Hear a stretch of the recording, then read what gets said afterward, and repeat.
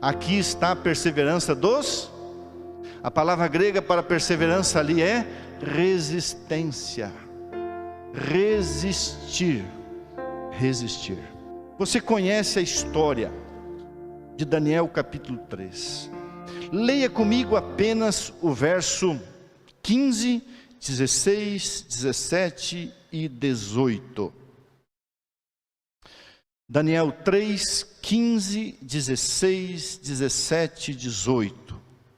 Agora, pois, estáis dispostos, e quando ouvirdes o som da trombeta, do pífaro, da cítara, da harpa, do saltério, da gaita de foles, prostrai-vos e adorai a imagem que fiz. Porém, se não a adorardes, sereis no mesmo instante lançados na fornalha de fogo ardente. E quem é o Deus que vos poderá livrar das minhas mãos? Responderam Ananias, Misael e Azarias, vulgarmente conhecidos como Sadraque, Mesaque e Abdenego.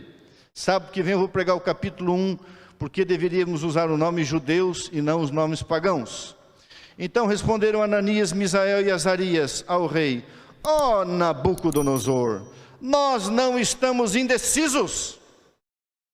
Quanto a isso, não necessitamos de te responder. Se o nosso Deus, a quem servimos, quer livrar-nos, Ele nos livrará da fornalha de fogo ardente e das tuas mãos, ó rei.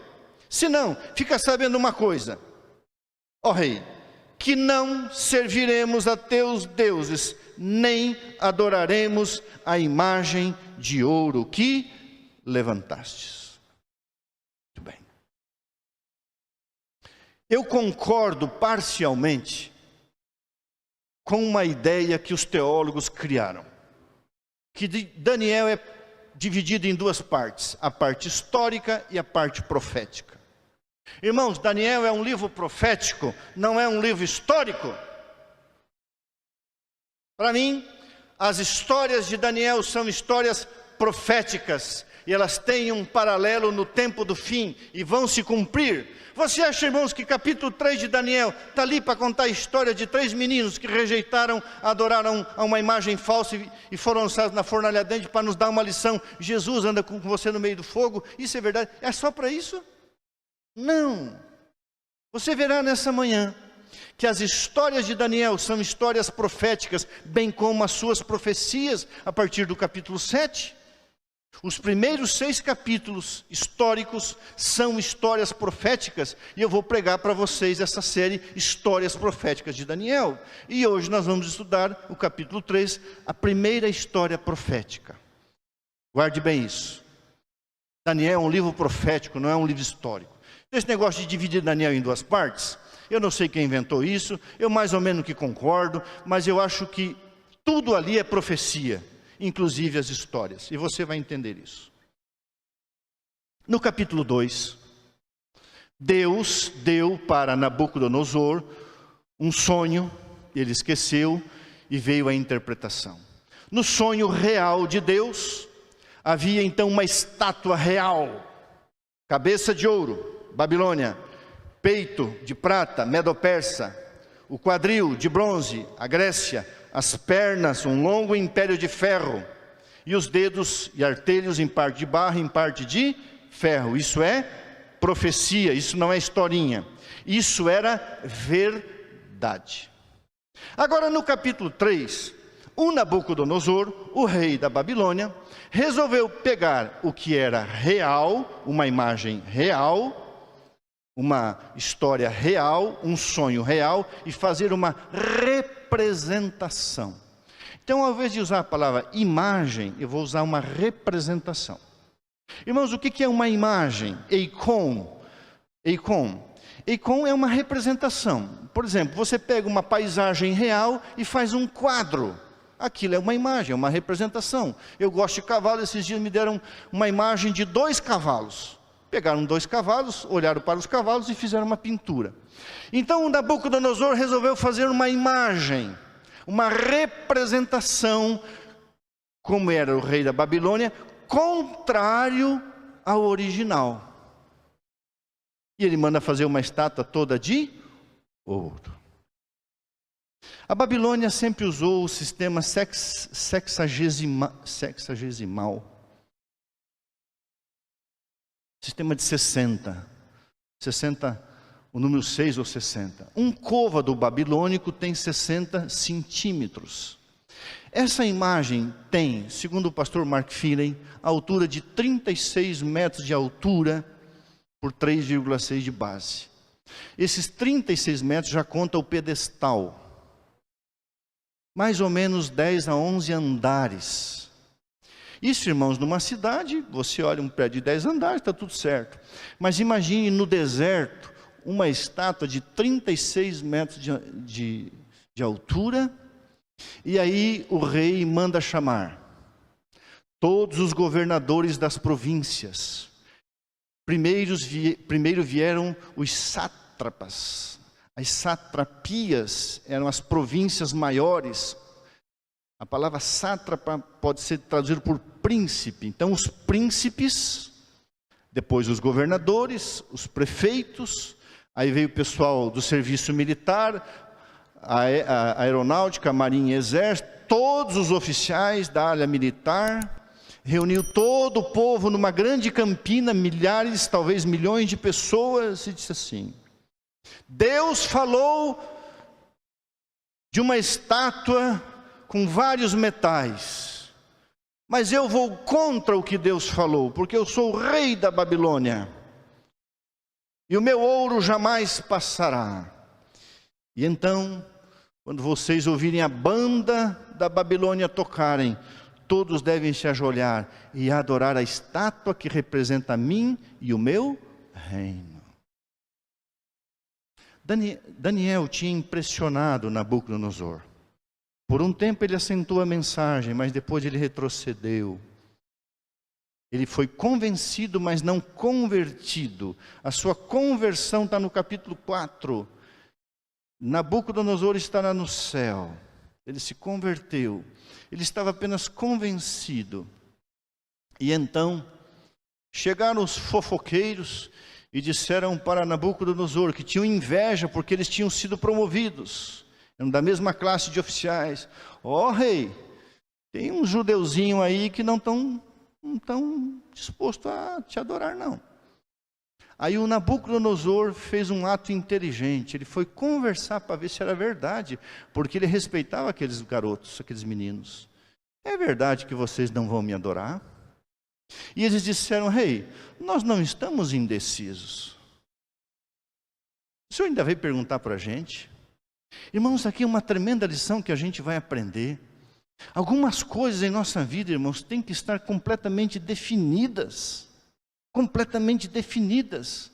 Com o pecado eu não terei contato.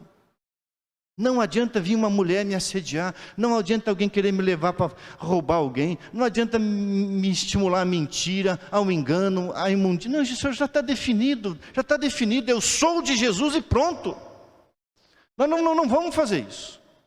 Aí você conhece a história. Ele manda acender a fornalha para intimidar 7 vezes mais. E aqueles oficiais... Ele fica irado, você vai ver que tudo isso se repete, ele fica irado, e quem está irado é o diabo, cheio de fúria, e aqueles homens que jogam Ananias, Misael e Azarias na fornalha morrem, mas de repente Deus entra em cena. E o Nabucodonosor, segundo Ellen White, tinha o conhecimento da pessoa de Jesus Cristo. Ele reconheceu Jesus Cristo, Filho de Deus. E apenas as amarras, as cordas foram queimadas. E Deus foi exaltado. E aquilo fez parte do processo para a conversão de Nabucodonosor. Irmãos, por que essa história ela é profética? Por quê? Por quê? Em primeiro lugar, irmãos, algumas lições. Deus não quer que você conheça a sua palavra. Deus quer que você obedeça a sua palavra. Conhecer na Bíblia é experimentar. Conhecer na Bíblia é praticar. Algumas traduções, quando falam da coabitação entre um homem e uma mulher, de um relacionamento sexual conjugal, diz assim: fulano conheceu fulana, teve relações sexuais com ela, praticou relações sexuais.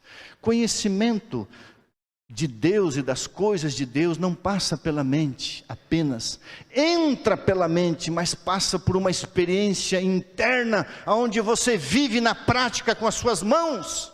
E é isso que esses jovens tinham. Eu vou citar, depois você pode estudar em casa. Quando você pega Daniel 3 e Apocalipse 13, você vai encontrar os mesmos elementos que se repetirão no fim da história. Nós vamos ver agora como Daniel 3 e Apocalipse 13 têm o seu cumprimento paralelo. Por exemplo, em Daniel 3, do verso 5, diz assim: no final: e adorareis a imagem de ouro que o rei Nabucodonosor levantou. Deus tem uma verdade real, crua, imutável, a perpetuidade da sua lei, a santidade do sábado, a volta de Jesus, a doutrina da salvação que Deus revelou ao homem. Irmãos, então a história é assim: Deus revela uma coisa, mas o homem faz uma imitação, uma representação, uma imagem, uma cópia, uma contrafação daquilo que é verdadeiro. Então nós temos uma imagem falsa em contrafação com a estátua verdadeira, que está em Daniel capítulo 2. Segundo o pastor Mark Finley, essa história real é uma miniatura, uma maquete de Apocalipse 13. Portanto, uma história profética para nos inspirar a ter fé nas provações que nos desafiam a obedecer a Deus ou aos homens. A história se repetirá. O poder político e militar de Apocalipse 13, do verso 1 até o verso 11, os Estados Unidos da América farão uso do poder estatal para apoiar uma instituição religiosa de Apocalipse 13, 1 a 11, 1 a 10, melhor dizendo, que é uma representação, uma imagem, uma imitação da verdade, uma falsa representação do Deus verdadeiro. A Bíblia diz assim: salvação somente através de Jesus. Babilônia diz: fale com a mãe que o filho atende. Salvação tem que passar por Maria. A palavra de Deus diz: o sétimo dia é o sábado do Senhor teu Deus. O Catecismo Romano diz: o quarto mandamento é o domingo, dia do sol. Se você pegar a carta circular, que é uma encíclica, uma carta circular do Papa Francisco, e ler a carta sobre o dia de guarda, até a metade você vai dizer que ele é adventista do sétimo dia. Bem na metade diz assim: e o sétimo dia, todos os textos da Bíblia, e o sétimo dia é o domingo. E você já encontra vários calendários, que começa o primeiro dia na segunda-feira. Então, segunda, terça, quarta, quinta, sexta, sábado, domingo cai que dia? No sétimo. E ele diz: o sétimo dia é bíblico, e o sétimo dia é o domingo. E o mundo está se preparando, irmãos, para duas agendas. A primeira agenda, agenda familiar. Quem aqui é contra a família? O modelo bíblico da divindade: um homem, uma mulher, um macho, uma fêmea, procriando filhos. Para mim, a maior prova da imagem e semelhança de Deus é o poder da procriação. O homem cria, o homem procria.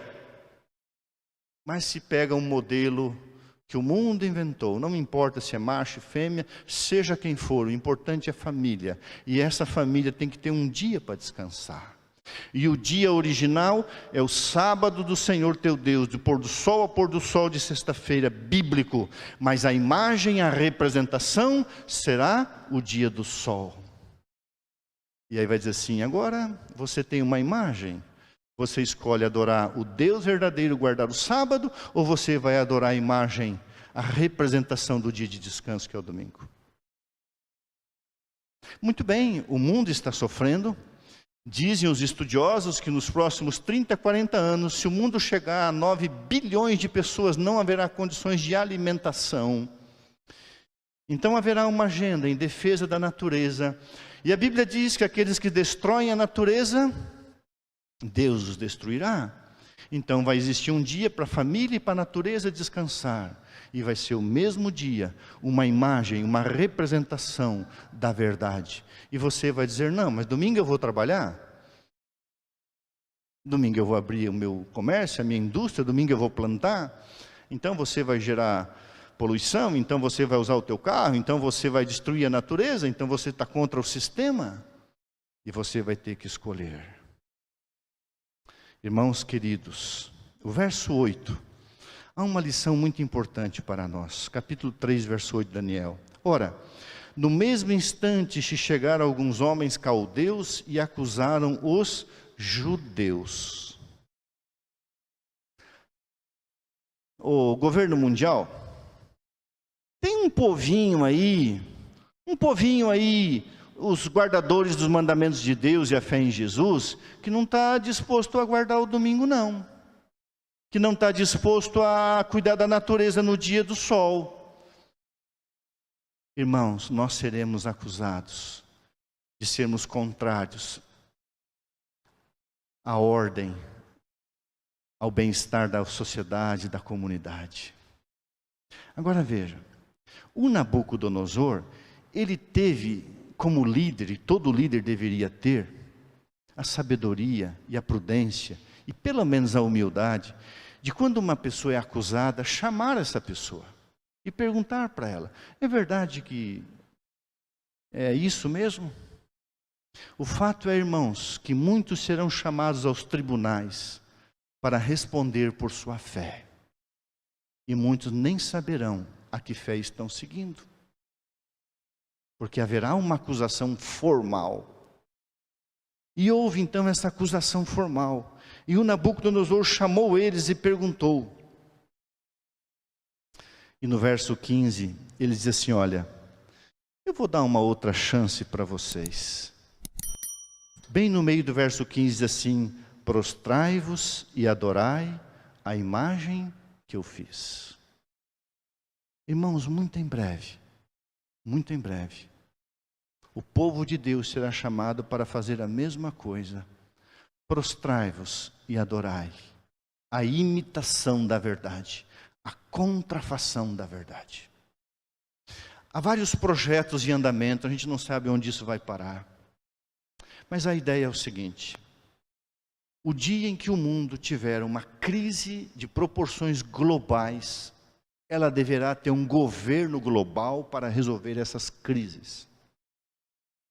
Existe um plano de que os pequenos organismos de controle, como a Organização Mundial da Saúde, a Organização Mundial de Comércio, se tornem não órgãos de controle, mas que haja um governo já pré-estabelecido mundialmente.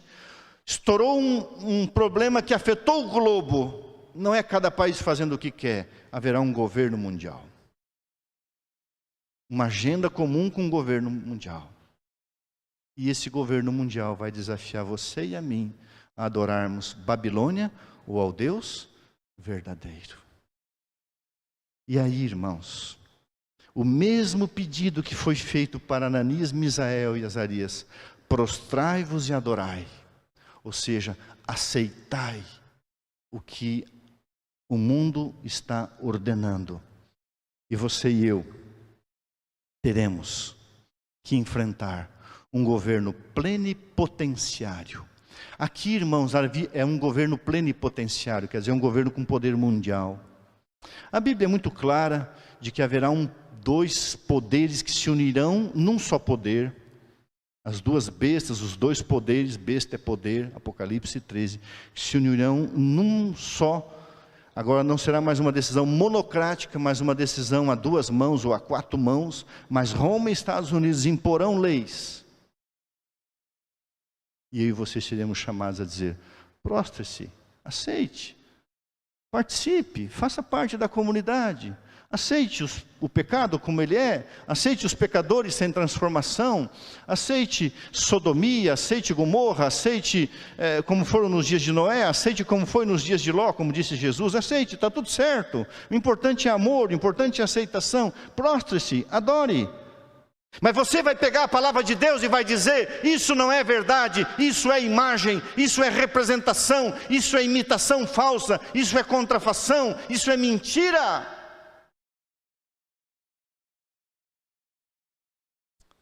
Um pouquinho mais para frente, haverá então uma adoração obrigatória. Apocalipse 13, verso 16, eu não vou ler por causa do tempo. Será um decreto obrigatório. Também será um decreto, agora veja, irmãos, Daniel 3, o verso 10, isso aqui é importante. Daniel 3, o verso 10. Tu, ó rei, baixaste um decreto pelo qual todo homem, Apocalipse 13, 16 diz todos, todo homem, Apocalipse fala todos. Um governo plenipotenciário, um decreto universal para todos. A ideia é: sigam o sistema humano em lugar do sistema de Deus. Agora vem o desafio: quem é o Deus que vos poderá livrar das minhas mãos? O verso é Apocalipse 3, 16 e 15 diz assim: que sairá um decreto de morte, para que fizesse morrer a todos quantos não obedecessem. E como os 3 jovens hebreus, você e eu, se estivermos vivos, seremos desafiados a confrontar, a desobedecer o decreto de morte com a própria vida. Desafiar um decreto de morte à custa da própria vida. Isso vai acontecer. A história vai se repetir. Agora veja, irmãos, Daniel 3, verso 19. Então Nabucodonosor se encheu de fúria. Você lê em Apocalipse, nós vamos ler esses 2 textos. Se encheu de fúria e transtornado o aspecto do seu rosto contra Ananias, Misael e Azarias. Agora sim, eu não aguento mais. Abre lá em Apocalipse 13. Você pode depois estudar esses 2 paralelos, palavra por palavra, citação por citação. Apocalipse 13, Apocalipse 12, 12 e Apocalipse 12, 17. Apocalipse 12, verso 12 diz assim: por isso festejai os céus e vós os que neles habitais, ai da terra e do mar, porque o diabo desceu até vós cheio de grande cólera, ira, fúria, igual Nabucodonosor, sabendo que pouco tempo lhe resta. Verso 17: irou-se o dragão contra a mulher, a igreja, e foi pelejar com os restantes da sua descendência, os que guardam os mandamentos de Deus e têm o testemunho de... A mesma fúria de Nabucodonosor será a fúria de Satanás através dos agentes humanos. Uma vez numa comissão da igreja, um irmão lá no passado, faz mais de 20 anos isso, numa igreja que eu era pastor, um irmão se levantou com uma atitude irascível, mas muito irascível. Eu olhei para ele mansa e calmamente, apesar de ser um alemão, e falei: irmão, por que você está irado? Eu estou irado por causa disso. Eu falei: irmão, o senhor sabia que quem está irado é o diabo? A sua ira não é justa, não é justificável. Então, irmão, pensa bem por que o irmão está irado aqui na igreja. A Bíblia diz que o dragão está irado. A fúria vem, esse tipo de... Existe a ira justificada, a ira santa, que é um outro assunto. Eu vou abrir aqui um parênteses. O que é uma ira santa? Uma ira justificável é quando você fica irado por coisas sagradas. Essa semana, uma adolescente chamou o nome de Deus em vão e eu chamei a atenção dela. Filha, você sabia que quando os anjos falam o nome de Deus, eles baixam o rosto? E você está usando o nome de Deus de uma forma tão vulgar? Se alguém pegar a minha Bíblia, me assaltar ali fora e eu saber que é uma pessoa que vai usar as folhas da Bíblia que são muito usadas para fumar maconha, eu vou ficar irado. Ele vai ter que arrancar a minha Bíblia na força. A ira é santa quando o motivo é santo ou quando o objeto é santo. Mas esse irmão está virado por coisas banais. Aí não era uma ira justificável. A ira e a fúria de Nabucodonosor tem o seu paralelo na ira do dragão, quando ele usar os agentes humanos. E aí então, irmãos, o que aconteceu? A ira do dragão se encheu de fúria e ele então lançou o decreto de morte. A Bíblia diz, foram jogados, atados. Apocalipse 13:15 diz, para que fizessem morrer. Irmãos, alguém joga 3 pessoas com cordas amarradas, atados, dentro de uma fornalha de fogo para viver ou para morrer? Agora presta atenção. Quando sair o decreto de morte, já terá fechado a porta da graça. Mais ou menos o decreto de morte vai sair na 5ª praga, quando os cristãos forem acusados de não aderirem ao sistema. Mas quando fechar a porta da graça, não haverá mais mártires, não haverá mais ninguém que vai sofrer, porque todo o caso foi decidido para a vida e para a morte. Então um paralelo de Daniel 3 é que quando os 3 hebreus foram jogados na fornalha ardente através de um decreto de morte, eles não morreram, porque quando sair o decreto de morte, nenhum filho de Deus morrerá. Os anjos entrarão em cena, o próprio Cristo virá como um guerreiro celestial. Leia o Grande Conflito e você vai entender esse negócio. Não haverá mais necessidade de martírio, de sangue, de testemunhas, porque tudo já foi selado, a porta da graça fechou, Jesus saiu do santuário celestial, saiu o decreto de morte, que venham as fogueiras, mas você e eu sairemos dali vivos, apenas as amarras serão queimadas e destruídas, e Jesus entrará no fogo desse mundo para libertar você e eu. Então, quando o seu decreto de morte, não se preocupe. Que venha decreto de morte, que venha fuga das grandes cidades para as pequenas, das pequenas para as montanhas, que venha tudo isso. Por quê? Quando cair a primeira praga, nenhum mal chegará à tua tenda. 1000 cairão ao teu lado e 1000 à tua direita.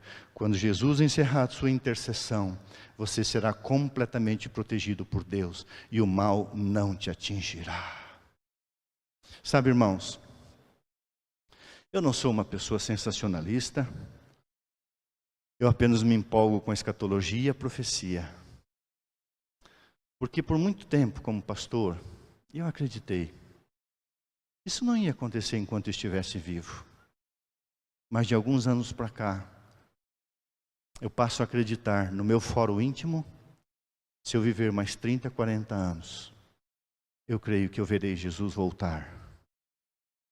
E eu gostaria de estar vivo. Eu gostaria de receber a chuva serôdia. Eu gostaria de ser chamado perante tribunais e dizer para um juiz ou qualquer ser humano: amigo, eu não estou indeciso. Eu não tenho dúvida no meu coração. Eu sei em quem creio. E o meu Redentor vive. E Ele se levantará sobre a terra. E os meus olhos o verão, não outros.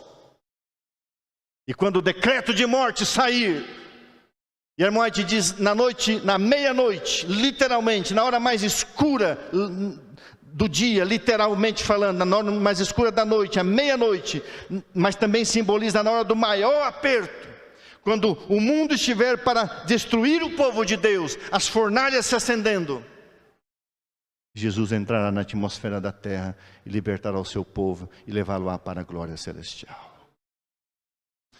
Eu já mencionei aqui, em outros lugares, o poder que emerge da terra. Os Estados Unidos da América do Norte tem mais de 1000 bases militares no mundo. Sabe o que é uma base militar? É uma parte do exército, da marinha, da aeronáutica, é uma região onde eles têm domínio. Dali eles podem controlar o mundo. Em uma hora, os Estados Unidos conseguem cobrir 70% do globo terrestre para proteger, especialmente, aquilo que interessa hoje, que é o petróleo. 12 porta-aviões circulam os mares do mundo protegendo o petróleo. Em 2008, um porta-aviões passava pelas águas brasileiras e a então presidente dos Estados Unidos ligou para o presidente dos Estados Unidos reclamando: o teu avião está passando por minhas águas, o teu navio, o teu porta-aviões está passando por minhas águas? E o então presidente respondeu, Barack Obama, disse: quem protege a sua exploração de petróleo nas bacias que você tem nos seus mares? Você não tem nenhum porta-aviões. O mundo, belicamente falando, irmãos, está nas mãos dos Estados Unidos. Em uma hora, 70% do globo, em uma hora, eles lançam porta-aviões e vigiam o mundo inteiro. Então você acha, por mais que você vá para qualquer mato, para qualquer sítio, para qualquer canto, você acha que um satélite vai achar você em segundos? Isso não importa, irmãos. Sabe qual a defesa que você vai ter? Você vai ter a mesma defesa de Ananias, Misael e Azarias. Nenhuma! Então, quando o decreto de morte sair, o fogo se acender, você só vai ter uma certeza: você não vai se prostrar diante dos homens, você vai ficar em pé diante de Deus, e as únicas coisas que serão destruídas serão as amarras, as cordas, ou seja, o inimigo será abatido e não você. Você e eu sairemos do fogo para sermos exaltados a príncipes, e não herdaremos junto com Nabucodonosor no seu reino, mas junto com Jesus em glória e majestade. Eu preciso ler um texto com você. Apocalipse 7, para a gente encerrar. Apocalipse 7, verso 9 até o verso 17. Apocalipse 7, 9 a 17. Eu amo esse texto, a visão dos glorificados. Apocalipse 7, 9 diz assim: depois destas coisas vi, e eis grande multidão que ninguém podia enumerar, de todas as nações, tribos, povos e línguas, em pé diante do trono e diante do Cordeiro, vestidos de vestiduras brancas, com palmas nas mãos, e clamavam em grande voz, dizendo: ao nosso Deus que se assenta no trono e ao Cordeiro pertence a salvação. Todos os anjos estavam em pé, rodeando o trono. Os anciãos, os 4 seres viventes diante do trono se prostraram sobre o seu rosto e adoraram a Deus, dizendo: amém. O louvor, a glória, a sabedoria, as ações de graças e a honra e o poder e a força sejam ao nosso Deus pelos séculos dos séculos. Amém. Um dos anciãos não suportou, tomou a palavra dizendo: esses que se vestem de vestiduras brancas, quem são? De onde vieram? De onde vêm? Respondi-lhe: meu Senhor, tu o sabes. Então me disse: são estes os que vêm da grande tribulação. Lavaram as suas vestiduras e as alvejaram no sangue do Cordeiro, razão por qual se acham diante do trono de Deus e o servirão de dia e de noite no seu santuário. E aquele que se assenta no trono estenderá sobre eles as suas asas, o seu tabernáculo, o seu pavilhão. Jamais terão fome, nunca mais terão sede, não cairá sobre eles o ardor do sol, nem ardor, nem dor, nem sofrimento algum, pois o Cordeiro que se encontra no meio do trono, que estava no meio das chamas, os apacentará e os guiará para as fontes das águas das vidas, e Deus lhes enxugará dos olhos toda a lágrima. Ah, como eu amo esse texto, irmãos. Você pode sofrer, mas você vai vencer. O mundo vai fazer você chorar por um momento, mas Deus te fará sorrir.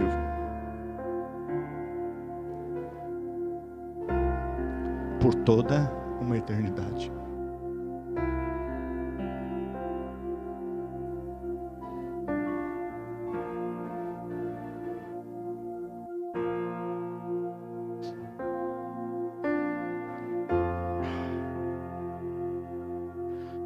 Você pode sofrer, mas você vai vencer. O mundo fará você chorar por um momento, mas Deus te fará sorrir por toda a eternidade. No capítulo 2 temos uma representação do futuro feita por Deus. No capítulo 3 temos uma imagem, uma representação do futuro feito pelo homem. O caráter de Deus soberano em oposição ao caráter do homem. A igreja e Estado unidos em Babilônia sob um poder. Daniel 3 se repetirá em Apocalipse 13. Finalizando, uma fornalha. Haverá um boicote econômico contra o povo de Deus. O mundo vai mandar você se ajoelhar perante os homens, mas você ficará em pé perante Deus. E quando o mundo mandar você ficar em pé diante deles, você se ajoelhará diante do Senhor. Há um povo aí que não acredita na perpetuidade da lei de Deus e na santidade do sábado. Mas nós ficaremos firmes pela sola Escritura e pela tota Escritura. Somente a Bíblia e toda a Bíblia. Ó Rei, ó Estados Unidos, ó Roma, eu não estou indeciso. Eu sei em quem creio. A fé não livra você do fogo. A fé faz você avançar através dele. A fé continua caminhando no vale da sombra e da morte. A fé não para. A fé transpõe as barreiras que Satanás coloca no caminho. Ellen White diz literalmente: não há barreiras que Satanás ou o homem possa levantar que a fé não seja capaz de atravessar. Eu amo isso. Na planície de Dura, ali hoje na Arábia Saudita, uma barreira foi levantada, uma representação da verdade, mas a fé atravessou. Não há barreiras que Satanás ou o homem possa levantar que a fé não seja capaz de atravessar. Olhe para os heróis da fé. Se inspire em Paulo, em Pedro, em Tiago, Estevão. O mundo os prostrou, mas Deus os levantará em glória e majestade. Você conhece a corrida 4x100? A pessoa vai passando o bastão um para o outro. Existe a corrida livre sem obstáculos, mas existem os obstáculos para você ultrapassar. Na nossa jornada, na nossa caminhada, na nossa corrida cristã, como diz Paulo, na nossa carreira cristã existem os obstáculos. Cada obstáculo que o diabo coloca, você pula e avança, avança. Às vezes você tropeça no obstáculo, mas o cristão não é como o porco. Ele pode estar até na lama, mas não fica ali deitado, ele se levanta e segue. Os obstáculos existem, as injustiças, as mentiras, as injúrias, as calúnias, as difamações, tudo isso existe, não importa. As únicas coisas que queimaram foram as amarras, as cordas, a prisão. Irmãos, eu me impressiono com isso aqui. A única coisa que eu e você precisamos entregar é um corpo, para que Deus cuide dele. A maior prova de que você é cristão é quando você persevera em meio às provações e à escuridão. Tem uma música aí, talvez alguém vai me criticar, pode criticar. Tem uma música aí, usada por várias pessoas de diversas formas. O que eu ouço é de uma irmã de uma outra igreja. Essa música se chama Noites Traiçoeiras. Depois coloque no YouTube lá, Noites Traiçoeiras. É uma música interessante, aprenda dela o que é bom. Tem muita coisa linda ali. Quer fazer você chorar, mas Deus te quer sorrindo. Logo virá sobre este mundo noites traiçoeiras, onde você vai ter que responder por sua fé. Só que, irmãos, você tem que estar preparado antes. Você tem que estar decidido antes. Então, na escuridão da existência, você não está indeciso. Após o decreto de morte, Deus entra em cena e livra o seu povo. Ao fechar a porta da graça, sairá o decreto dominical, e os poderes de Apocalipse 13 entrarão em cena, afrontando a lei de Deus e perseguindo os obedientes, mas ninguém perecerá. Adorar a Deus revelará quem é Deus e quem é você. 7 vezes mais calor com fornalha e óleo, uma tentativa de eliminar qualquer possibilidade de intervenção divina. Aqueçam 7 vezes mais. Quem é o Deus? O mundo vai parecer, irmãos, que é impossível Deus agir. E Deus fará como as amarras de Sansão. A força humana perante Deus é puramente fraqueza, desafiando um decreto de morte. Irmãos, todo estudo escatológico, toda profecia, se não estiver centralizada em Jesus, ela não tem valor. Paulo diz: ainda que eu tenha todo conhecimento e conheça toda a profecia, se eu não tiver amor, nada serei. Sabe que o personagem central da história de Daniel 3 não é Ananias, Misael e Azarias? Você sabe que o personagem central não é Babilônia, Nabucodonosor, não é a estátua? O personagem central de Daniel 3 é Jesus Cristo. É Ele que muda as circunstâncias, é Ele que muda a história, é Ele que salva, é Ele que redime. É Ele que amou Nabucodonosor, e um dia eu vou pregar sobre a conversão desse homem. Um dia você chegar no céu e dizer assim: ô Nabuco, como é que é teu nome? Agora, meu nome agora é Gabriel, ou Miguel, sei lá. Ah, não é mais Nabucodonosor, não é nome pagão, não é mais adorador de Bel, agora é adorador de Deus. Me conta como é que foi a tua conversão. Você virou com cabeça de animal, corpo praticamente de um animal. O amor de Deus foi tão grande a ponto de transformar esse homem. Agora deixa eu te perguntar, para encerrar: aonde estava o povo de Deus quando essa história aconteceu? Onde estava o povo de Deus na época de Ezequiel, Jeremias e Daniel?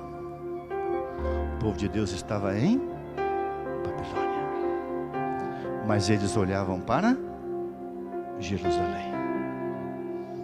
Era apenas 70 anos, quase que o prazo de uma existência humana. Eles penduraram os seus instrumentos musicais, dizendo: nós não vamos cantar nessa terra, aqui não é o nosso lar. Nós estamos em Babilônia por um tempo, mas o nosso lar é Jerusalém, e para lá que nós voltaremos. Infelizmente, a maioria dos judeus que foram para a Babilônia prosperaram, adquiriram riquezas, casas e bens, e não quiseram voltar. Apenas cerca de 50 mil voltaram, junto com Esdras, Zorobabel, Josué, Neemias. Só um remanescente, porque dentro do remanescente geral existe um remanescente fiel. Eu e você estamos na Babilônia desse mundo, mas o nosso olhar está em Jerusalém. E não se apegue a essas coisinhas aqui, viu? Não crie as amarras desse mundo, não fique muito apegado. Logo nós vamos sair da Babilônia e vamos voltar para Jerusalém, a nossa terra de origem literal, porque nós não somos daqui, nós estamos daqui, mas nós somos criados por Deus para um reino imortal, e o centro de toda a profecia é Jesus. Se um dia você for chamado a desafiar um decreto de morte, lembre-se, o teu caso já está decidido. A porta da graça já fechou. Em frente, sabendo que Deus atuará a teu favor. Os anjos se levantarão com as suas espadas, literalmente, e nenhum cabelo será queimado, ninguém será atingido, ninguém. Fechou a porta da graça, acabou. Deus se manifestará, e quando o aperto for maior a ponto de você for chegar próximo da morte, Jesus vai entrar em cena na atmosfera desse mundo como um fogo consumidor para destruir as amarras que te prenderam pela força do inimigo, pela força das circunstâncias, e te libertar e te promover a um súdito do reino, não o reino da Babilônia, mas o reino de Jerusalém. Que Deus abençoe você e a sua vida. Começamos um novo ano. Eu quero que seja o melhor ano da minha vida espiritual, um ano mais perto de Deus, mais perto de Jesus. Vou chegar vivo no final do ano? Não sei. Você já vai chegar vivo? Não sei. Que eu sempre gosto de repetir: quer morramos ou vivamos, somos do... Para mim, diz o apóstolo Paulo, morrer é lucro. Irmãos, quando chegaremos a essa maturidade? Eu não quero morrer, lógico, eu tenho uma esposa maravilhosa que eu amo, minhas filhas que eu amo, meu genro que eu amo, tem coisas dessa vida que eu gosto de fazer, que são lícitas. Eu não quero morrer, mas quero ter a maturidade de viver. Se morrer é lucro, vou descansar. E o viver é Cristo, porque Jesus é o centro da profecia e o centro da história. Ele é tudo em todas as coisas. Que Ele seja o Senhor e o Salvador da sua vida em 2022, todos os dias. Maranata.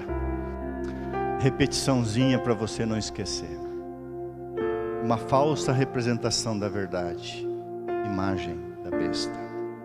Um governo com poderes mundiais, um governo plenipotenciário, um decreto universal de morte, mas finalmente a entrada de Jesus na história para nos tirar da fornalha da Babilônia e nos levar para os lugares celestiais.